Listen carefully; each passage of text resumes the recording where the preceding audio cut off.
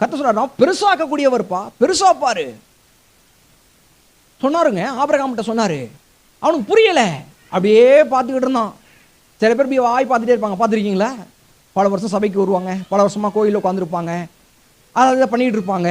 ஆனால் பார்த்தீங்கன்னா பார்த்துட்டே இருப்பாங்க. எதுக்கு பண்ணி கோயிலுக்கு போகிறேன், என்னத்துக்காக போகிறீங்கன்னா தெரியாது, என்னத்துக்காக போகிறோன்னு தெரியாது, எதுக்காக கர்த்தர்னு தெரியாது, எதுக்காக தேவனுடைய வார்த்தைகள் கொடுக்கப்பட்டிருக்குன்னு தெரியாது. அப்படியே போய் உட்காந்துட்டு அப்படியே 4 பாட்டை பாடிட்டு அப்படியே ஒரு முக்காடை போட்டு 4 தேம்பி அழுதுட்டு புலம்பிட்டு கர்த்தர் சமூகத்தில் போயிட்டு அப்படியே 4 காரியத்தை கொட்டி போட்டுட்டு அப்படியே 4 பேர் யாராவது வந்தாங்கன்னா அங்கே பார்த்துட்டு ஆய் பிரைஸ் லார்ட் சோத்திரம் சிஸ்டர் நல்லா இருக்கீங்களா, ஜெபம் பண்ணிக்கங்க, அப்படி எனக்கு பிரச்சனையாக இருக்குன்னு சொல்லி பிரச்சனையெல்லாம் புலம்பி பாடிட்டு அப்புறமா வீட்டுக்கு போயிட்டு மறுவாரம் வருவாங்க, மறுபடியும் அதையே செய்வாங்க.